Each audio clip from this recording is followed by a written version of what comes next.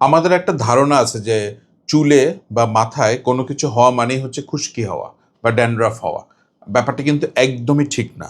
আমাদের স্ক্যাল্প অথবা মাথার যে ত্বক বা তালু থাকে, সেখানে কিন্তু প্রায় ৩০-৪০ রকম ডিজিজ হয়, হ্যাঁ?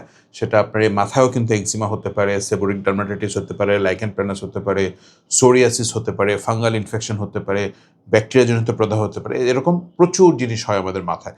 সো মাথা থেকে কিছু চলটা উঠলে বা কিছু সাদা সাদা গুঁড়া গুঁড়া পড়লে আমরা মনে করি খুশকি। ব্যাপারটা একদমই ঠিক না। আমরা আজকে কথা বলবো ত্বকের মানে মাথার ত্বকের কিংবা স্ক্যাল্পের ফাঙ্গাল ইনফেকশন নিয়ে। এটাকে আমরা বলি সাধারণত টিনিয়া ক্যাপিটিস, যেহেতু মাথায় হচ্ছে এজন্য ক্যাপিটিস বলি, অথবা পিটিডিয়াসিস ক্যাপিটিস বলা হয়।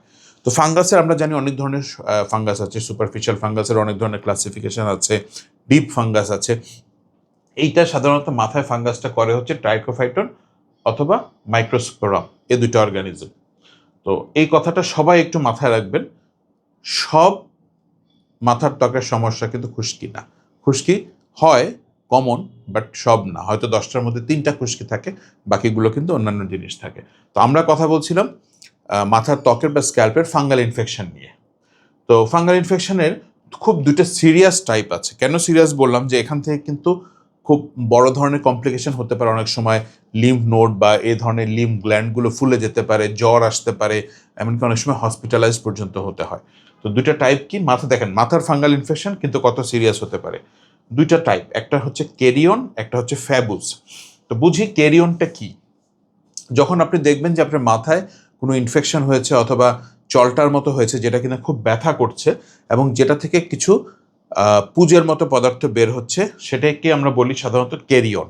এই কেরিয়নটা হয় কিন্তু মাইক্রোস্পোরাম নামক ফাঙ্গাল ইনফেকশন যদি খুব সিরিয়াস হয় অথবা আনট্রিটেড থাকে তখন।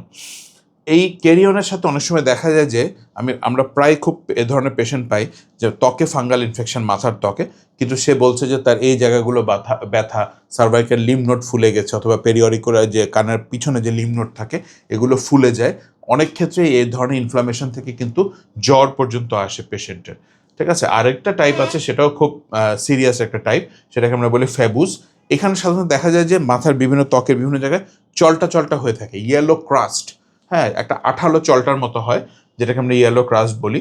এবং পেরিফলিকুলার ইরিথিমা থাকে। জিনিসটা কি, চুলের যে গোড়াগুলো আছে তার চারপাশে আমরা যখন ডার্মোস্কোপ দিয়ে দেখি তখন দেখা যায় যে বেশ লাল লাল প্রদাহের মতো হয়ে গেছে, এটাকে আমরা বলি পেরিফলিকুলার ইরিথিমা।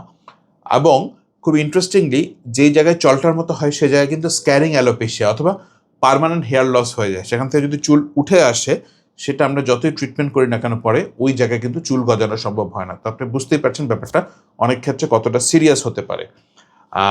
চিকিৎসার ক্ষেত্রে আমরা অ্যান্টিফাঙ্গাল শ্যাম্পু তো দিবই, ব্যথা থাকলে প্যারাসিটামল জাতীয় ওষুধ দিই। কমনলি আমরা এই দুটো অ্যান্টিফাঙ্গাল ইউজ করি, গ্রাইসোফালভিন এবং ইট্রাকোনাজোল। এটা পার মিলিগ্রাম বডি ওয়েট হিসাব করে, পেশেন্টের কন্ডিশন হিসাব করে, লিভার ফাংশন, রেনাল ফাংশন দেখে আমরা দিই। আর যদিও ফাঙ্গাল ইনফেকশন আমরা সবসময় স্টেরয়েড ইউজ করতে নিষেধ করি, কিন্তু কেরিয়ন এবং ফ্যাবুজের কিছু কিছু ক্রিটিক্যাল কন্ডিশনে আমরা ওরাল প্রেডনিসোলন, লাগানোর জন্য না কিন্তু মুখে খাওয়ার ওরাল প্রেডনিসোলন জাতীয় স্টেরয়েড ইউজ করতে হয় অনেক সময় আমাদেরকে। প্রত্যেকটা কেসে হয় না, তবে কিছু কিছু ক্ষেত্রে হয়।